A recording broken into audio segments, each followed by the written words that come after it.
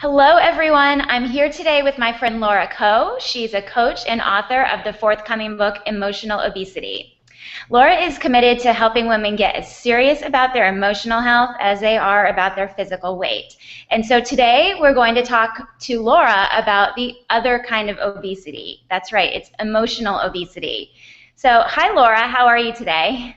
I'm great. How are you? Thank you so much for having me. Well, thank you for being on the show. I'm really excited to talk to you today because we talk so much about weight loss and in our physical weight and weight gain and how can we stay physically fit. But a lot of times we kind of forget that there's an emotional side of that. And I know that you focus on that in your coaching practice, and I certainly bring that element into my coaching with my clients. So hopefully we can start, and I just want you to kind of explain to everyone, what is emotional obesity and how did you sort of coin that term, emotional obesity? Yeah, sure. Precisely for the reasons that you just mentioned, I believe most of us feel that we should do some sort of daily exercise, eat right, perhaps even go to the doctor to take care of our physical health. But what are we doing for our emotional health on a regular basis? We're taught from a young age to just get over the feelings we have, and I don't think we get over them. I think we stockpile them, and that becomes a weight, much like physical weight that we carry around in our life. So I coined the phrase truly because I found myself in that situation. I took care of myself, I eat healthy, I pride myself on doing yoga, and I read all the spirituality and self-help books, but when it came to my emotional life, I didn't have practices on a daily basis. I meditated maybe, but I didn't do much else with my days, and I found myself having this tremendous weight that I was carrying around. And one day it just dawned on me, I was like, wow, I'm emotionally obese. And I started my own journey and process of how to shed this emotional weight. So most of the guests I have on and people that I've been interviewing, they're experts in the topic because they have their own experience with it. And I know you just touched on that a little bit, but can you elaborate on your own personal experience with emotional obesity? Yeah, sure. I found myself 6 years ago. I had built a business and sold it to a Fortune 500 company. I had a loving partner, a beautiful 3-year-old child, and I was even teaching yoga on the side. And yet I was really unhappy. I was stressed. I couldn't sleep. I was anxious all the time. And all of these successes that I thought were supposed to make me feel good weren't working. I sort of felt miserable. So I started to take more seriously my emotional health as a result of that. So the process was a long one for me because I didn't realize what I was doing at the time to start that process. Of a couple years, as I started to think about what I could do to find more happiness in my life, since the checkbox method hadn't really worked for me, I started to come up with systems and practices for myself on a regular basis that would allow me to get rid of this emotional weight and feel better. And what did that look like for you? What was sort of the first step that you took in that process? Yeah, I made this one small promise to myself that when I left the Fortune 500 company, I was going to find something that felt more authentic. And I didn't know at the time that that was the big thing that made a huge difference, but it was basically the thing that saved me. I spent my time looking for a job that felt authentic. So went down the same path a bunch of times. I almost opened up a yoga studio, waxing studio. I almost became the head of an integrated healthcare systems for Northwestern. And each time I check in, I'd be like, something doesn't feel right. That wasn't something I had done in my past. And once I started putting that into my practice, I realized, wait a minute, my body is telling me something even though my mind, the pros and cons, are maybe steering me in a different direction. And so that was really the first step in me realizing that the system of making lists and weighing it out and looking for pros and cons really didn't work to find your authentic passion in your career. Now, does emotional obesity, this term that we're talking about so much today, does that have anything to do, not medically or scientifically, I know, but is there anything that it shares in common with physical obesity from your perspective?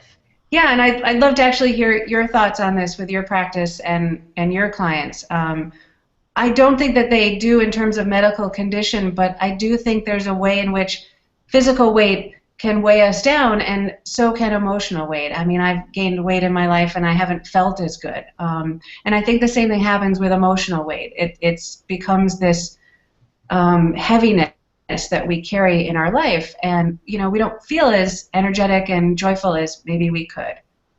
Do you find in your practice that these two things come together? Absolutely. I definitely, I mean, one of the things that every single client that comes through my doors, once they finish their program with me, everything they say, every time they finish, the first thing they say is, I feel lighter. And yes, they've lost some weight, but it's not, I know that they're not talking about themselves in the sense that they feel lighter in terms of what the scale, they feel lighter in terms, like, from themselves. Like, they came to me with so much baggage almost, Yeah. just living life in a way that didn't feel authentic to them or that didn't feel right to them. So a lot of what we do is, yes, we do talk about, in my coaching practice, we talk about, how to eat healthier and how to be consistent with, a fitness program. But there's so much more that gets uncovered in my coaching sessions with my clients, and that sense of lightness is something that always comes up. So yes. Yeah, that's exactly how I would say it as I coach my own clients on emotional health. They start saying to me, I feel lighter, I feel happier, and I think all of us have had that experience. Do you have a couple go-to techniques that you do with your clients, or is each one sort of specific? Everybody is so different, so there's nothing that's, it's not just a thing, but a lot of times it's just asking the right questions and getting them to think about things with a completely different perspective. And that sort of uncovers a lot. So it's like, I had, this one client just recently, and she just gives to everybody. And her full-time job has her giving to people all day long. She has a support role in her job, so she's always supporting other people. She found that in her relationships, in her friendships, and her family dynamics, everything she did was always, giving to other people. I honored her for that, because that comes from a very selfless place. But the question that I asked her was, what are you giving to yourself? And a light bulb went off, and she had never thought about giving to herself because she thought that was selfish. Yeah. So Yeah. then, we started a whole conversation about that, and then also she started a brand new self-care practice. So, a lot came out of just that one question. Yeah, and it comes in different forms, like you said, for different people, but that's a very common one, especially for women, that they give and give and give of themselves. And then what has to happen at some point is, well, where do I replenish, right? So food can become an easy go-to, but it's not just food. It can be shopping. It can be all sorts of different things to replenish yourself. And my argument is, don't eat and do other unhealthy things to restore yourself. Take an emotional vacation, right? Like, fill up the emotional debt and do things that take care of yourself and nourish yourself on a regular basis, so you don't need it. And then you can give and give and give, right? Yes, yeah, definitely. Mine was shopping. When I was in my unfulfilling career, I would just shop and shop and shop. I would just sit in that office and go online and buy things, and it was not a good thing. I am right there with you. I think shopping was at the top of my list as well. I mean, it feels good for the first couple hours, right? And then it's got that same effect of people who overeat or do drugs or anything else, and you have the regret and guilt afterwards, right? It's an endless cycle. Yeah, yeah. So, we can fool ourselves into thinking that we're satisfied and that we have the life that we've always dreamed of, especially, like you said, if all of our boxes are ticked. We've got the career that we are supposed to have. We've got the education and all of the degrees that we think we should have. We've got, the family situation is looking good, and you know, everything is on the outside, all the boxes are ticked. But you know, and that certainly happened to me. You know, I was in my mid 20s, and you know, I was kind of just going through the motions. I was climbing the corporate ladder. I was, you know, had finished my master's degree, and you know, thought that that's what I was, you know, supposed to be doing, and I was just going after that desk job, and wanting to, you know, do what I thought was the right thing to do, having come from, you know, really good college, and a really good, you know, master's program. And then I thought, you know, gosh, you know, I'm not feeling like this is really what I'm supposed to be doing. Yet I had somehow tricked myself into thinking that that was the path I was supposed to go down. So what are some signs that a person might actually be unfulfilled despite the fact that they have all their boxes ticked? Yeah, it's a great question. And in my experience with myself and then the people I've coached, and I've been researching this subject now for 2 years as I'm writing this book about it. But the biggest sign is that you're checking boxes and you don't feel any better, right? The whole idea is that, you know, the box gets checked, you buy the house of your dreams, and it truly is the house of your dreams. It's not the dream of somebody else that got implanted in your head long ago. Or you're getting married and it's truly the person you want to marry and you're feeling very happy. So the biggest sign to me is that the feeling isn't there. The box is getting checked. It looks really great. Maybe friends and family are excited for you, but you have that strange sense something's just not right. And what we do is we just bulldoze right over that because we've learned so much to identify with the box that we believe is the right one. So my big thing is if stress is starting to go up as the boxes are being checked, if dread starts to come into your life and you start feeling heavier and heavier with each box, if life stops feeling exciting and you're not just, you know, waking up feeling, you know, you can feel a little stressed or a little tired, but you're not, you know, just dreading your days. Those are the kinds of things that I really look for in clients. So it's a heaviness that comes with those boxes being checked. So that to me is really the red flag moment. Time to step back and think about what can you do to come to a life that when the boxes are being checked, they're checked from an authentic place, so that it's your life that you're designing, not the life of your neighbor or a friend. Yeah. And one of the points that I always drive home with my clients is that wellness goes so much beyond food, but into every other area of your life, from your finances to your relationships to how you're feeling about your career. So we're talking about emotional wellness here. Why is this so important and such a key factor in obtaining long-term overall health and wellness in your life?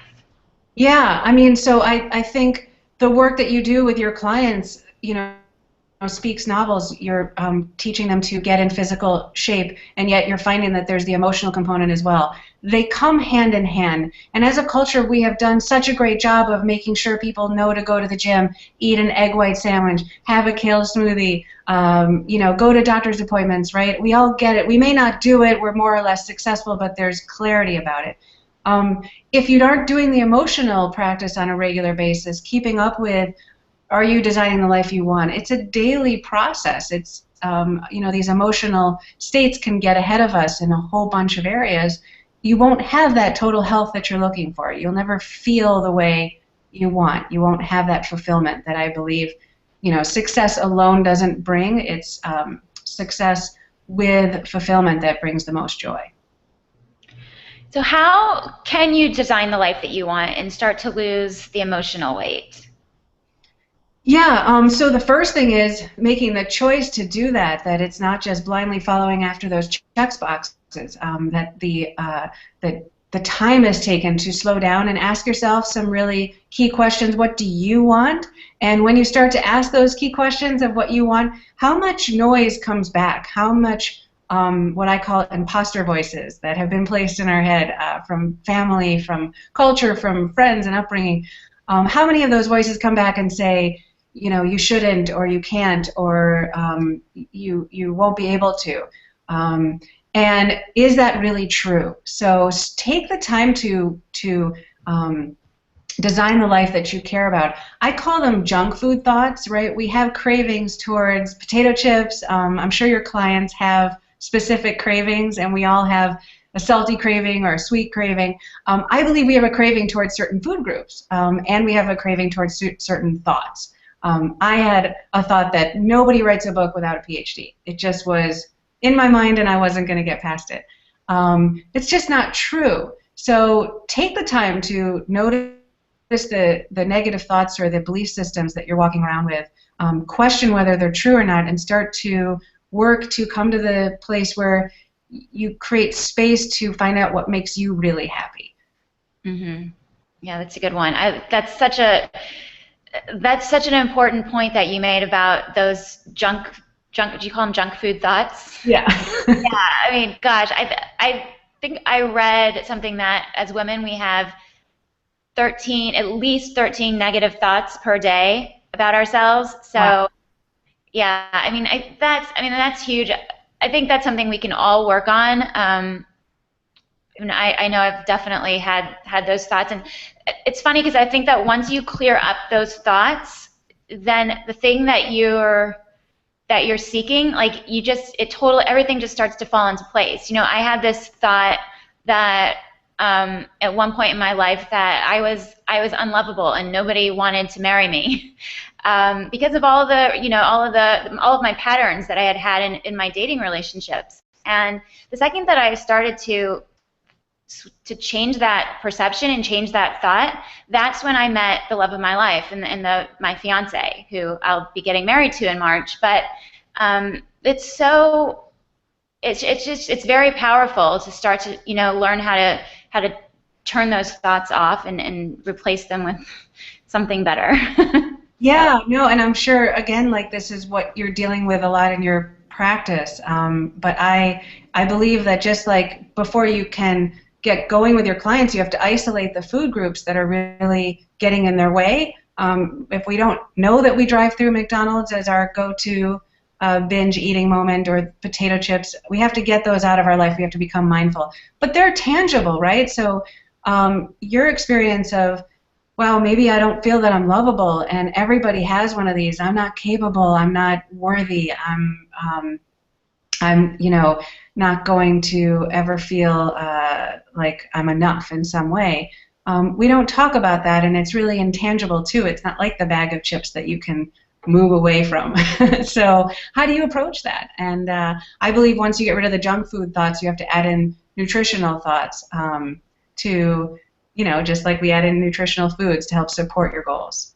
Once you were able to get past those emotional feelings, did you replace them with thoughts that were more positive to support your life goals? Yeah, well, I found that I had to love myself first, right? So no one was going to love me if I couldn't love myself. So I had to, learn how to do that. And part of doing that was taking steps to make sure that I was on the path that I wanted to be on in my life. So I knew that I was in a job that I was unhappy with, and I knew that I wanted to be doing some type of health coaching, and I had sort of discovered that, but I had put it off for such a long time. So for me, it was really about focusing on myself and doing things for myself and making sure that I was doing things to make me happy and to ensure that I was on the path that I wanted to be on. And once I got there, and it actually didn't take that long. It was only a few months, and I kind of decided I wasn't going to date anymore, and I was just going to focus on me. And then he came into my life and wouldn't leave me alone. That's awesome. I love it. And I think I'm so glad that you mentioned that, because it's not that hard. It's just, I don't think we take the time or know that we should. I think people are very well intending. They're just not aware that that's something that they should be focused on. And that's really my ultimate goal, is to just bring this idea out to people that, hey, you should be thinking about emotional fitness at least as much as physical. Right. Because they work together.